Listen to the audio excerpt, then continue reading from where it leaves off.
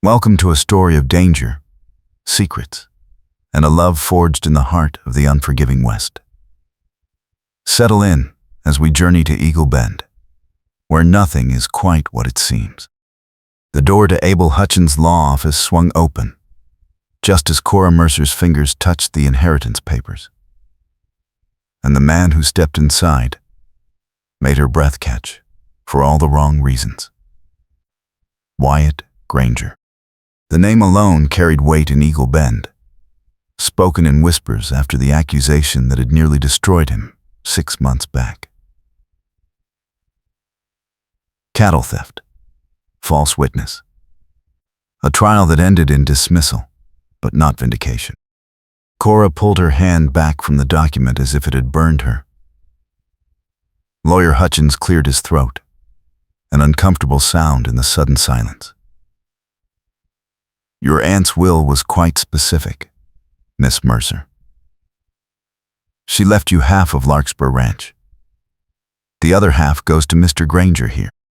Wyatt's jaw tightened, but he didn't look away from Cora. His eyes were dark and steady, the kind that saw too much. Ma'am, he said quietly. Cora forced herself to meet that gaze. This is impossible.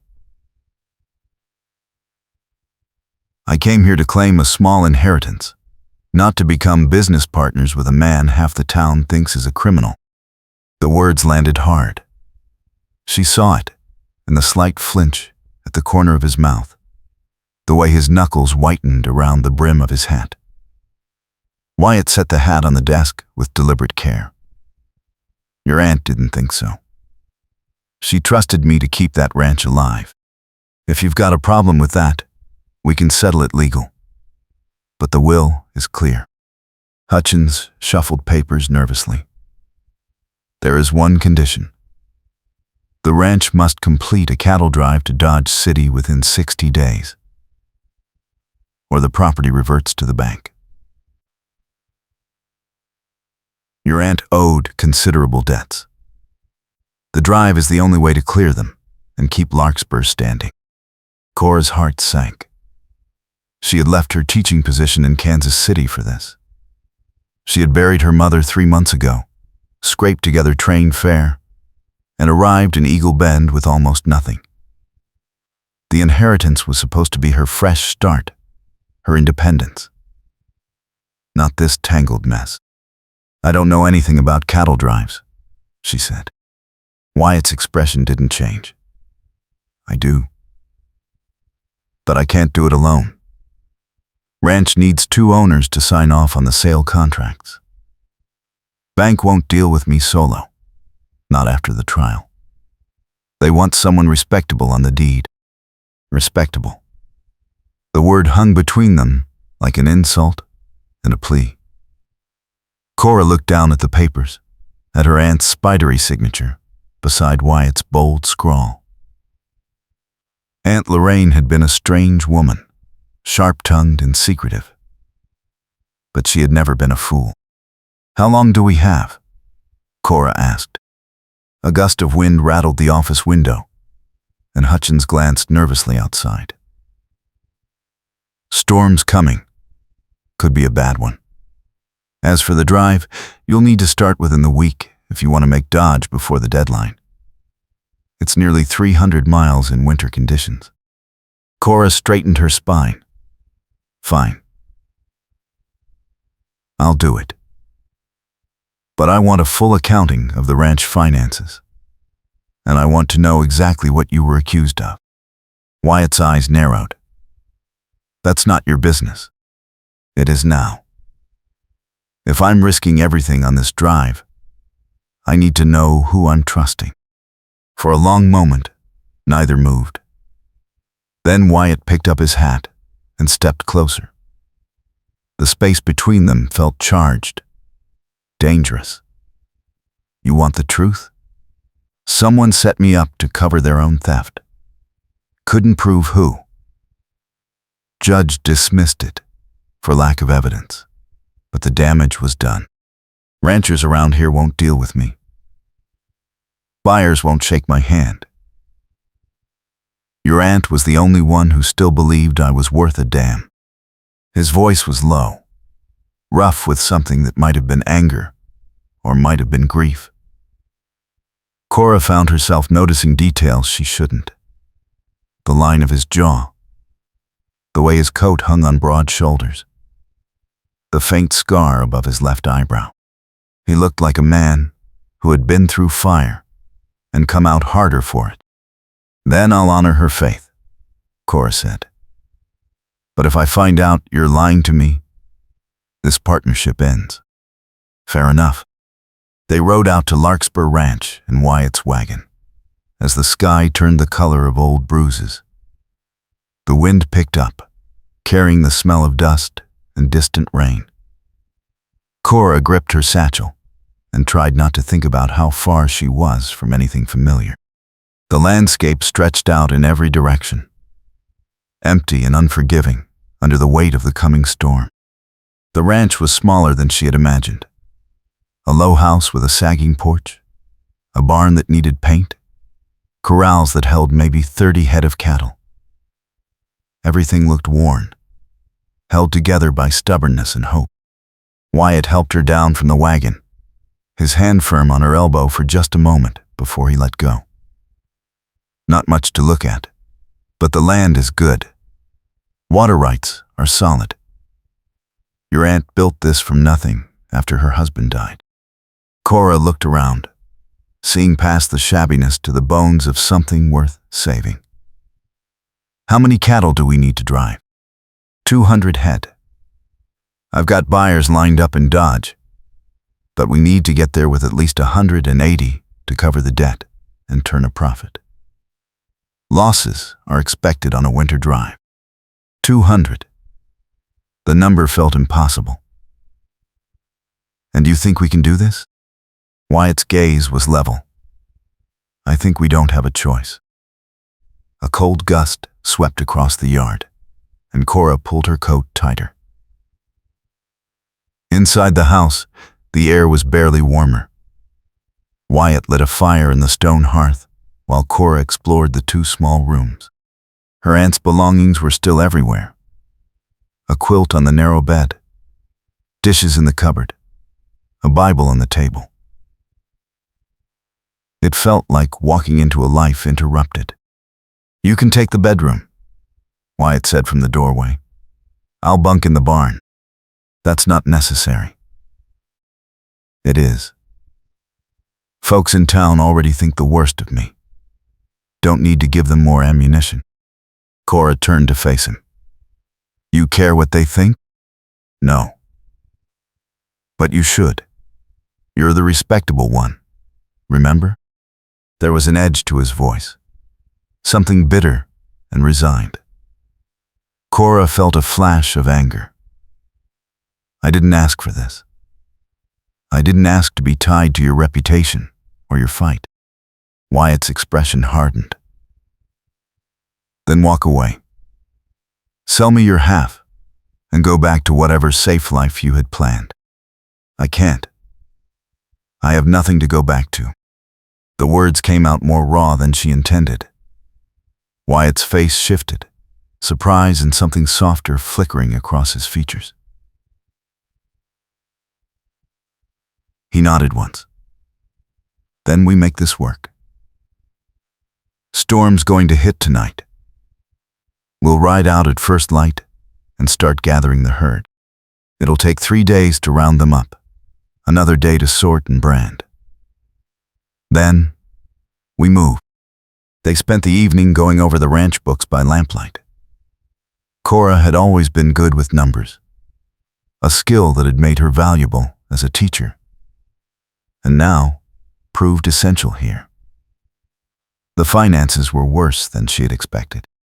Her aunt had been borrowing against future profits for 2 years, gambling everything on the hope that one good drive would turn it all around. We're risking everything on a single trip, Cora said quietly. If the cattle don't make it, if we lose too many to weather or predators or accidents, the bank takes the ranch and we both walk away with nothing. Wyatt leaned back in his chair, shadows carving his face into stark planes. That's the West, Miss Mercer. Everything's a gamble. Call me Cora. If we're going to be partners, we might as well use first names. He studied her for a moment, then nodded. Wyatt. The storm hit an hour later. Wind howled around the house, rattling shutters and driving rain against the windows in sheets. Cora lay awake in her aunt's narrow bed, listening to the fury outside and wondering what she had gotten herself into. Somewhere out there, Wyatt was probably lying awake too, in the cold barn, thinking the same thing. She thought about the way he had looked at her when she said she had nothing to go back to. That flicker of understanding, the sense that he knew what it meant to be alone and adrift. It should have been a warning. Instead, it felt like the first thread of connection. Morning came gray and bitter. Cora dressed in her warmest clothes, layering her aunt's old riding skirt over her dress, and went outside to find Wyatt already saddling horses. He glanced up, taking in her practical outfit, and something that might have been approval crossed his face. You ride? I learned as a girl. I'm not an expert, but I can stay in the saddle. Good enough. They rode out into the aftermath of the storm. The land was soaked, the air sharp with cold, and the cattle were scattered across miles of open range. Wyatt moved with easy confidence, reading the landscape like a map, guiding them toward the places where the herd would have taken shelter. Cora followed, learning to trust his instincts. By midday, they had found the first group. 20 head, huddled in a low draw. Wyatt circled around to drive them toward the ranch, while Cora held the far side. It was harder than it looked. The cattle were stubborn, spooked by the storm, and twice they broke past her before she learned to anticipate their movements. Wyatt rode up beside her, close enough that their horses nearly touched. You're doing fine. Just stay firm. They'll test you, but they'll move if you push. I feel like I'm chasing ghosts. He smiled then, a brief flash of warmth that transformed his face. You are. Cattle always know more about where they want to go than you do. Trick is convincing them your idea is better. They worked together through the afternoon, driving the small herd back toward the ranch corrals. It was exhausting, physical work that left Cora's arms aching and her legs sore. But there was something deeply satisfying about it too. She was doing something real, something that mattered. That night, Wyatt cooked simple fare over the fire: beans, bacon, coffee strong enough to strip paint. They ate in tired silence, and Cora found herself watching him across the flames. He moved with economy, no wasted motion, a man used to solitude and self-reliance. What made you stay? She asked suddenly, after the accusation. Most men would have left, started over somewhere no one knew their name. Wyatt set down his tin plate. I thought about it. But running would have looked like guilt. In this land, it's worth fighting for. Your aunt gave me a chance when no one else would. Couldn't just abandon that, even though it cost you everything else? His eyes met hers across the fire. What's everything else worth if you can't look yourself in the mirror? The question hung between them, weighted with more than words. Cora realized she was seeing past the dangerous reputation to the man underneath. Someone who valued loyalty over safety. Someone who had been wounded but refused to break. The next 2 days followed the same pattern. Long hours in the saddle, gathering scattered cattle, driving them back to the ranch. Cora learned to read the signs, the way Wyatt's shoulders tensed when he spotted tracks that didn't belong to their herd, the way his hand drifted toward the rifle on his saddle when they crested a ridge. He was always watching, always alert. On the third day, As they pushed the last group into the main corral, a rider appeared on the horizon. Wyatt's entire posture changed. He reined his horse around, putting himself between Cora and the approaching figure. "Stay behind me," he said quietly. "Who is it?" "Trouble." The rider was an older man, weathered and hard-eyed, with a star on his vest that marked him as some kind of local authority. He reined up 20 feet away, his gaze moving from Wyatt to Cora and back again. "Granger, heard you were planning a drive." "News travels fast," Wyatt said evenly. The man's mouth twisted. "Bank asked me to check in. Make sure everything's legitimate. They're nervous about their investment. We've got papers. Everything's legal." The man dismounted, moving with deliberate slowness. "Name's Porter. I'm the regional livestock inspector. Got a right to examine your herd. Make sure none of these cattle are carrying brands that don't belong to Larkspur." Cora stepped forward before she could think better of it. "Every animal here is accounted for. I've been over the books myself. If you're questioning our honesty, Mr. Porter, you can take it up with the bank directly." Porter's eyes narrowed. "You must be the schoolteacher." "Lorraine's niece. Awful trusting. Partnering up with a man who's been accused of theft." "He was cleared," Cora said sharply. "Dismissed. Not the same as cleared." Wyatt's voice was low and dangerous. "You going to inspect the herd, or just stand here throwing accusations?" Porter spent an hour going through the corrals, checking brands and making notes. Cora stood with Wyatt, feeling the tension radiating off him like heat. When Porter finally mounted up, he gave them both a long look. "Everything seems in order. For now. But I'll be watching this drive real close. Any irregularities, any missing cattle, any hint of trouble, and I'll shut you down before you reach the county line." He rode off, leaving a wake of unease. Wyatt let out a slow breath. "That's Marcus Porter. He was the one who pushed hardest for my trial. Never forgave me for being found innocent." Cora touched his arm without thinking. "We'll prove him wrong." Wyatt looked down at her hand on his sleeve, and something shifted in his expression. "Careful, Cora. Getting tangled up with me could ruin more than your business prospects." She pulled her hand back, but held his gaze. "Maybe I'm not as fragile as you think." That night, Wyatt taught her how to handle a rifle. They set up targets behind the barn, tin cans on fence posts, and he stood close behind her, adjusting her stance, guiding her aim. His hands on her shoulders were firm but careful, and Cora was acutely aware of his breath against her hair, the solid warmth of him at her back. "Keep your breathing steady," he said quietly. "Squeeze. Don't pull. The rifle's going to kick, so be ready." She fired. The can jumped and spun off the post. Cora lowered the rifle, surprised and pleased. Wyatt stepped back, and she felt the absence of his presence like a cold wind. "You're a natural," he said. "Or I have a good teacher." Their eyes met, and the moment stretched.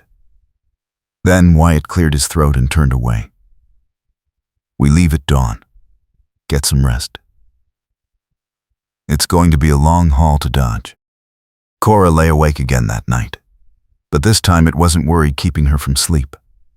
It was the memory of Wyatt's hands on her shoulders, the low rumble of his voice, the way he looked at her like she was something unexpected and dangerous. She had come to Eagle Bend looking for independence, for a life of her own making. Instead, she was falling for a man who carried shadows like a second skin. The drive began under a pale winter sky. 200 head of cattle, 2 riders, and 300 miles of open country. Wyatt set a steady pace, pushing the herd north and west toward the main trail. Cora rode flank, learning to anticipate the rhythm of the drive, the constant movement and adjustment. By the second day, her body ached in places she didn't know existed. By the third, she had developed calluses and a grim determination. Wyatt noticed, she could tell. But he didn't coddle her. He treated her like a partner, trusting her to do her part. And that faith made her push harder. They made camp each night, taking turns on watch. The nights were the hardest. Alone with the sounds of the herd settling and the vast emptiness of the land, Cora found herself thinking about everything she had left behind. Her mother's quiet death, the teaching position she had loved but couldn't afford to keep, the careful, safe life that had dissolved like smoke. One night, Wyatt found her sitting by the fire, arms wrapped around her knees. He settled beside her, close enough that she could feel his warmth. "You're thinking too hard," he said. "Someone has to." He smiled faintly. "What are you running from, Cora Mercer?" The question caught her off guard. "I could ask you the same thing. I asked first." She considered lying or deflecting, but the darkness and the firelight made truth easier. "My mother got sick 2 years ago. I spent everything I had trying to save her. When she died, I realized I had built my whole life around being needed, teaching other people's children, caring for my mother. I didn't have anything that was just mine. When Aunt Lorraine's letter came, it felt like a lifeline, a chance to start over." Wyatt was quiet for a long moment. Then he said, "Your turn to ask. What really happened?" The accusation.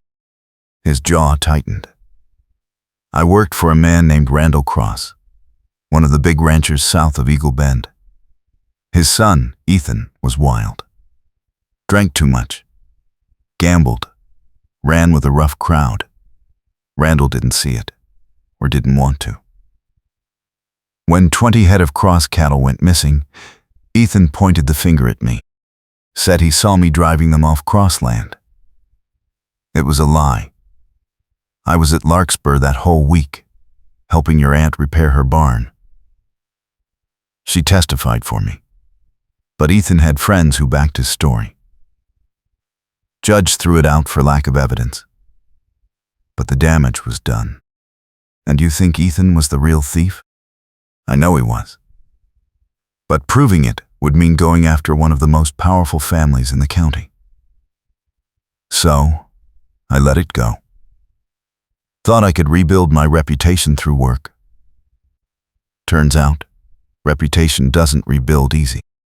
Cora reached out and took his hand. His fingers were rough, warm, solid. "I believe you," she said quietly. Wyatt looked down at their joined hands, then up at her face.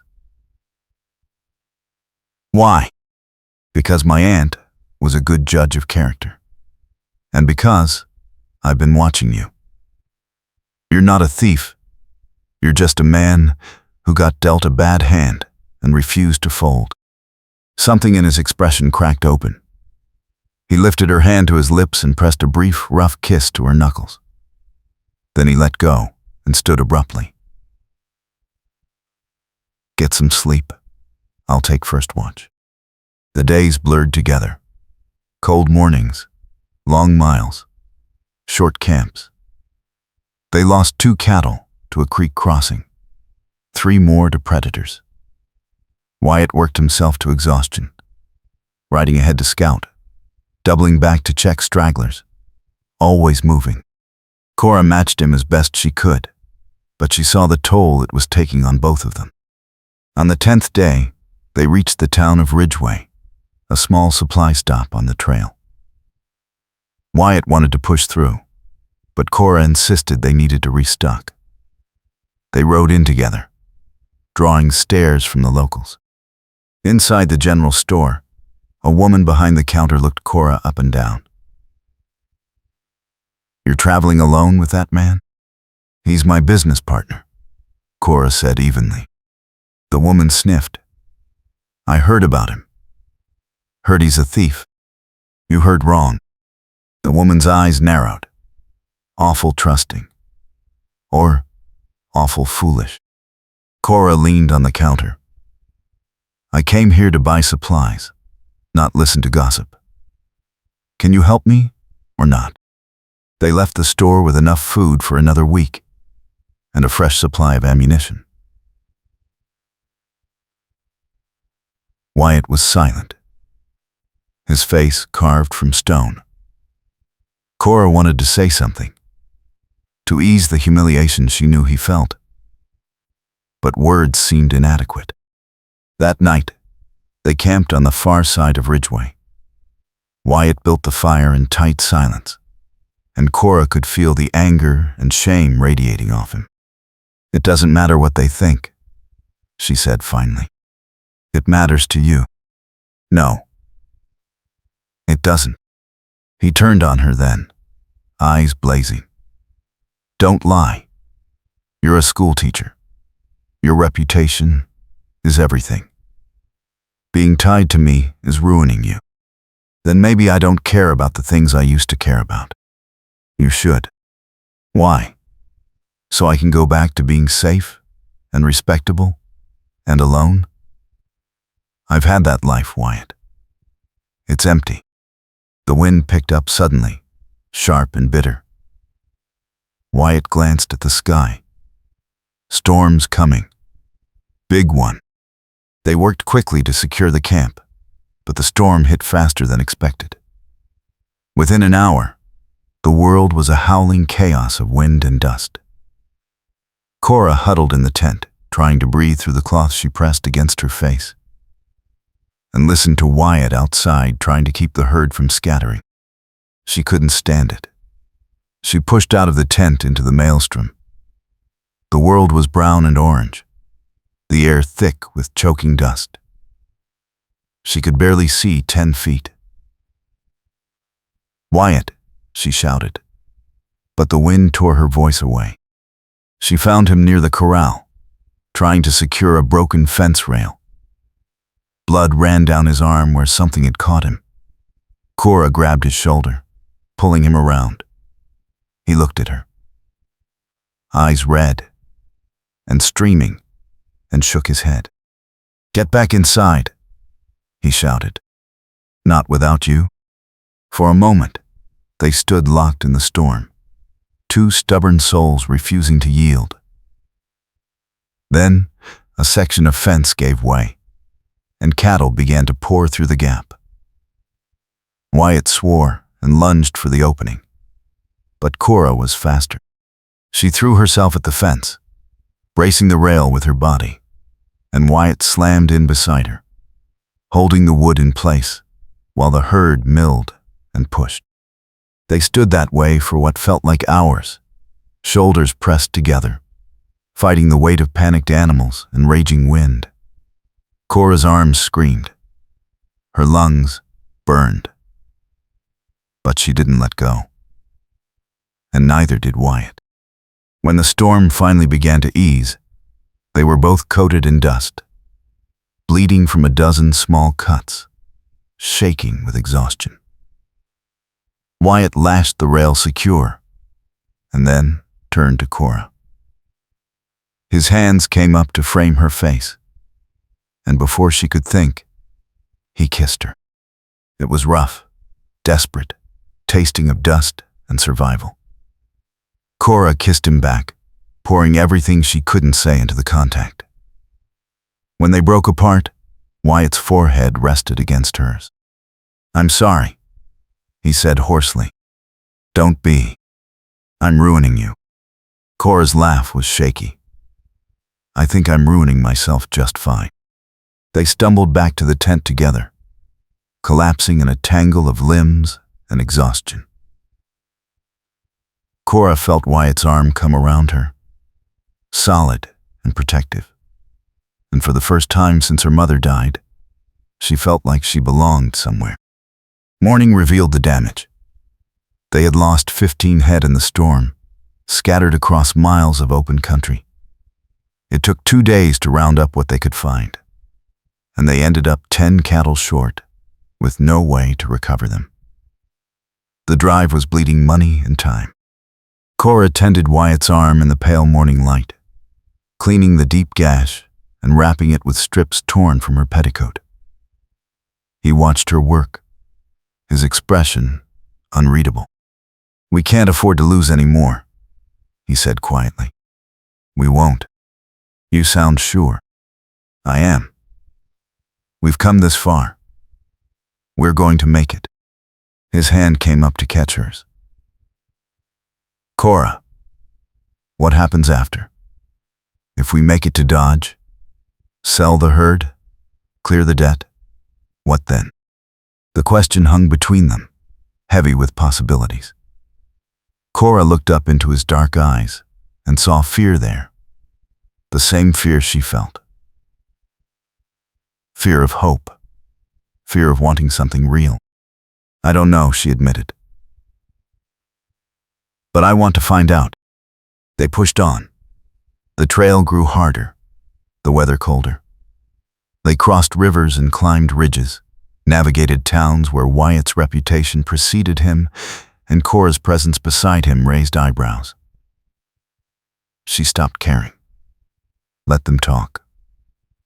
She had found something worth more than respectability. On the 16th day, they camped near a settlement called Coldwater. Wyatt rode into town for supplies, while Cora stayed with the herd. He came back tense, with news that made her stomach drop. "Porter's ahead of us. He's been in Dodge for 3 days, talking to the buyers, telling them I'm not to be trusted." Cora felt fury rise hot and sharp. "He can't do that. He's doing it. Some of the buyers are refusing to see me. The ones who will are offering half price. Then we find new buyers." "With what time?" "We've got 4 days before the bank deadline." A rider appeared then, coming fast. Cora recognized him as one of the hands from a neighboring ranch. He reined up hard, breathing heavy. "Granger. Porter's saying you stole cattle from the Cross Ranch. Says he's got proof this time. He's talking about forming a posse, coming after you before you reach Dodge." Wyatt's face went white. "What proof?" "Don't know. But Ethan Cross is with him. They're at the Coldwater Marshal's office right now." Cora's mind raced. Ethan. The man who had accused Wyatt before. The real thief. If he was here, if he was working with Porter, it meant they were desperate to stop Wyatt from succeeding. Which meant they were afraid of something. "We need to go," Cora said. "Now, before they can organize." Wyatt shook his head. "Running makes me look guilty. Staying gets you arrested. Or, worse." For a moment, he looked torn. Then his jaw set. "We split up. You take the herd to Dodge. I'll go to Coldwater, face this head on." "Absolutely not. Cora, I came you nor of the stite. What's ness?" She lessed around her. Mentioning the story, where there are not her him. Their rest place where a lost whiles white. That's my end. Cone let granding a den to get out of them. Call it how might have done, call it coin.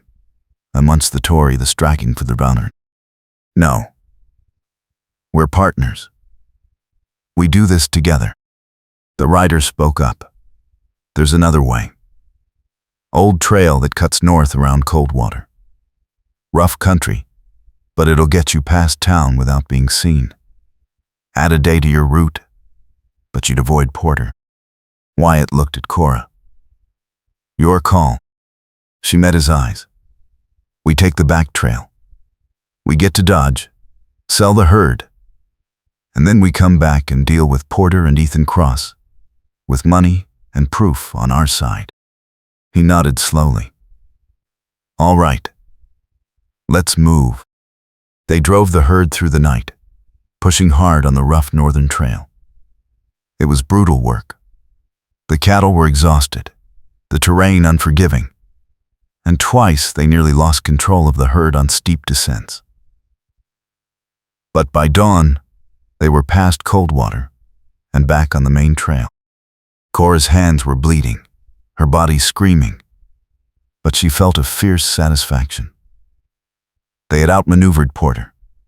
They were going to make it. The final stretch to Dodge City was a blur of exhaustion and determination. They reached the railhead stockyards with a day to spare. 173 head of cattle still standing. Not the full 200, but enough to clear the debt and turn a small profit.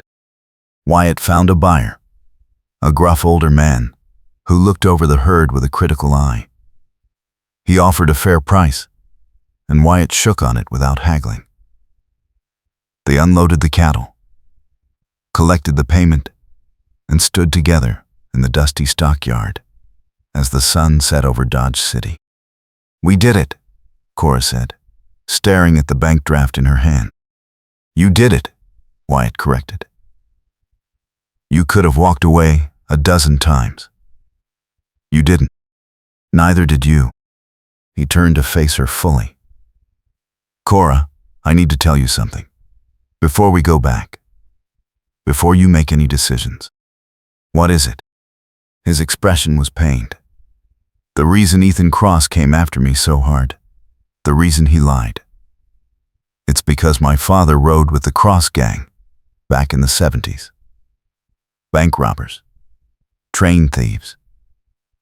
My father was hanged when I was 10. I spent my whole life trying to live that down. Trying to prove I wasn't my father's son. Ethan knew. He used it. Told people I had outlaw blood. That thievery was in my nature. Cora felt her heart twist. That's your secret? That's what you've been carrying? Wyatt's voice was rough. You deserve to know what you're getting tangled up with. If we go back as partners, if people find out about us, that stain will touch you too. Cora stepped close. So close she could feel his breath. I don't care about your father's sins. I care about who you are. And you are the most honorable man I've ever met. His hands came up to frame her face, trembling slightly. I love you, Cora Mercer. I tried not to, tried to keep my distance. But I love you, and I don't know what to do about it. Cora's breath caught. You could start by kissing me again. He did. This time there was no desperation, no storm, just the two of them choosing each other in the fading light. When they broke apart, Cora pressed her forehead to his. I love you too, she whispered. We'll face whatever comes next together. They rode back to Eagle Bend with the bank draft secured and a plan. Wyatt wanted to confront Ethan Cross directly, to force the truth into the open. Cora wanted to go through the law, to build a case that couldn't be dismissed. In the end, they did both. They walked into the Eagle Bend marshal's office together, and Cora laid out everything they had. The timeline of the original theft, testimony from Aunt Lorraine's journal that placed Wyatt at Larkspur during the crime, and a signed statement from a ranch hand who had seen Ethan Cross selling cattle with a Lelterd brands in a town 50 miles south. The marshal, a lean man named Garrett, listened with growing interest. Porter tried to interfere, blustering about jurisdiction and procedure. But Garrett shut him down. This is new evidence, he said flatly. I'm reopening the case. It took 3 days. 3 days of testimony, cross-examination, and investigation. Ethan Cross tried to maintain his story, but under pressure, contradictions emerged. A witness came forward who had seen Ethan with the stolen cattle. Another testified that Ethan had bragged about setting up Wyatt while drunk. On the third day, Ethan broke. He confessed to the theft, to the false accusation, to working with Porter to sabotage Wyatt's drive. Porter was suspended pending investigation into his conduct. Wyatt walked out of that office a free man in truth, not just technicality. Cora was beside him, her hand in his, and they stood together in the Eagle Bend street as the town watched. Wyatt turned to her. "What do you want to do now?" Cora looked up at him, at this man who had been through fire and come out stronger. "I want to go home, to Larkspur. Our ranch." "Our ranch," he repeated and smiled. They married 2 weeks later, in a simple ceremony at the ranch, with Marshall Garrett as a witness and a handful of neighbors who had come to respect them both. Cora wore her aunt's best dress, altered to fit, and Wyatt stood in clean clothes with his hat in his hands, looking at her like she was the answer to every question he had ever asked. They rebuilt Larkspur together. With the debt cleared and a modest profit from the drive, they bought more cattle, hired a hand to help with the work, and slowly turned the struggling ranch into something solid. Cora kept the books and managed the business side, while Wyatt handled the land and livestock. They were partners in every sense, equals in work and love. The town came around slowly. Some people never let go of their suspicions, but most began to see what Cora had seen from the start, that Wyatt Granger was a man of integrity, and that the schoolteacher who had bet everything on him had been right all along. On a cold morning 6 months after the drive, Cora stood on the ranch porch and watched the sun rise over land that belonged to them both. Wyatt came out to join her, wrapping a blanket around her shoulders and pulling her back against his chest. "Do you regret it?" he asked quietly. "Giving up teaching? Tying yourself to this rough life?" Cora turned in his arms to face him. "Not for a second.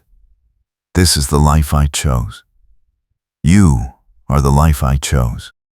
He kissed her then, slow and deep, and Cora thought about everything that had brought them here. The inheritance that had seemed like salvation. The partnership that had seemed impossible. The drive that had tested them both and forged them into something stronger than either could have been alone.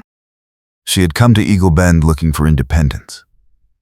She had found something better, a partner, an equal, a love that had been earned through hardship and trust.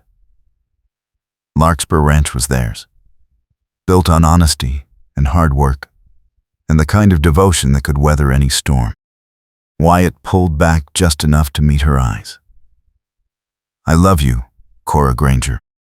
She smiled, warmth flooding through her. "I love you, too." The sun broke over the horizon, painting the world in gold. And Cora knew with bone-deep certainty that this was exactly where she was meant to be. Not the safe life she had imagined, but something richer and more real. A life she had chosen. A love she had earned. A home she had built with her own 2 hands. And the man who had become her everything. In the unforgiving West, they had found grace. In the struggle for survival, they had found love. And in each other, they had found the courage to believe that some things were worth fighting for, worth risking everything to claim. The wind swept across the prairie, carrying the promise of another day, another season, another year together. And Cora leaned into Wyatt's embrace, knowing that whatever came next, they would face it side by side. Partners. Equals. Forever.